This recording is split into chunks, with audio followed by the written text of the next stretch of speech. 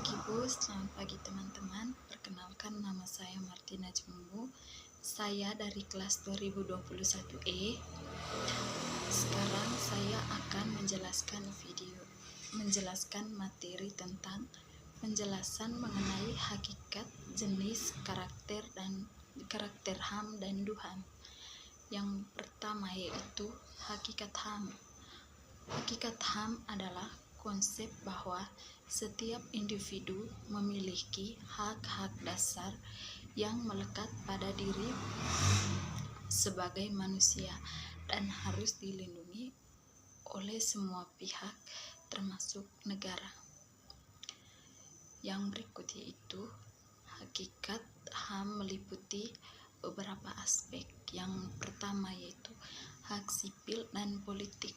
Hak sipil dan politik merupakan hak untuk hidup, hak berpendapat, hak untuk beragama. Yang kedua yaitu hak ekonomi.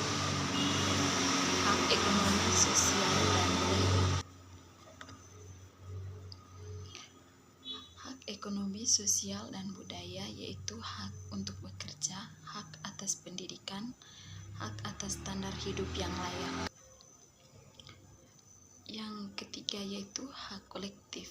Hak kolektif adalah hak yang dimiliki oleh sekelompok orang tertentu. Yang kedua yaitu jenis-jenis HAM. Jenis-jenis HAM dapat dibagi menjadi beberapa kategori. Yang pertama yaitu hak asasi pribadi atau personal rights. Hak ini untuk hidup bebas dan mendapatkan keamanan. Yang kedua yaitu hak asasi politik atau politic rights. Hak ini merupakan hak untuk berpartisipasi dalam pemerintah. Dan yang ketiga yaitu hak asasi ekonomi atau economic rights. Hak ini yaitu hak untuk mencari sebuah nafkah atau hak untuk bekerja setiap orang. Yang berikut yaitu hak asasi sosial dan budaya. Yang ketiga yaitu karakter HAM. Karakter HAM adalah sifat yang melekat dan universal yang membuatnya tidak dapat dicabut, dibagi, dan dikurangi. Adapun beberapa karakter terkait karakter HAM. Karakter HAM itu meliputi beberapa aspek. Yang pertama yaitu universal, yang kedua tidak dapat dicabut, yang ketiga tidak dapat dibagi, yang keempat melekat, yang kelima bersifat mengikat secara moral dan hukum, yang keenam yaitu tidak dapat diserahkan. Baik, yang berikut yaitu DUHAM. DUHAM adalah singkatan dari Deklarasi Universal Hak Asasi Manusia.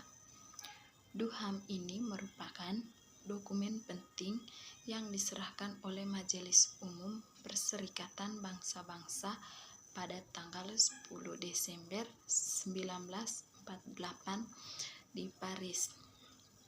Nah, itu merupakan pengertian dari DUHAM. Nah, yang berikut yaitu DUHAM juga memiliki tujuan. Yang pertama yaitu untuk menjamin bahwa setiap manusia di seluruh dunia harus dihargai dan dilindungi hak asasinya.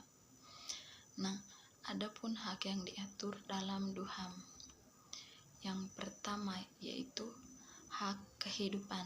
Setiap orang itu memiliki hak untuk hidup.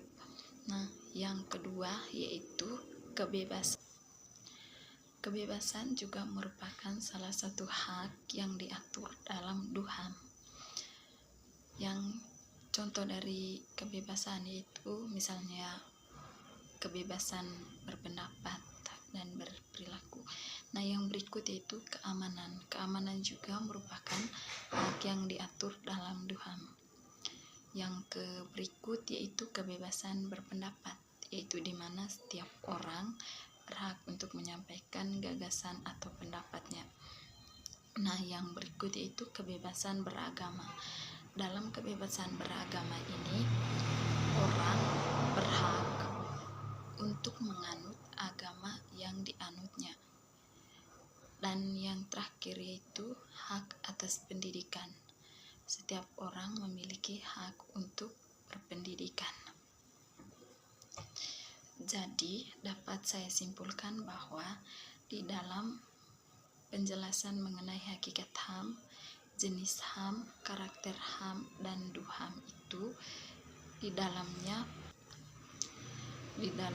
terdapat hak-hak seperti di hakikat HAM tadi terdapat hak sipil dan politik, hak ekonomi, sosial, dan budaya, dan hak kolektif. Dan pada jenis-jenis HAM itu terdapat hak asasi pribadi, hak asasi politik, hak asasi ekonomi, dan hak asasi sosial budaya. Sedangkan pada karakter HAM itu memiliki karakter saja, yaitu universal, tidak dapat dicabut, tidak dapat dibagi, melekat, bersifat mengikat secara moral dan hukum, dan tidak dapat diserahkan.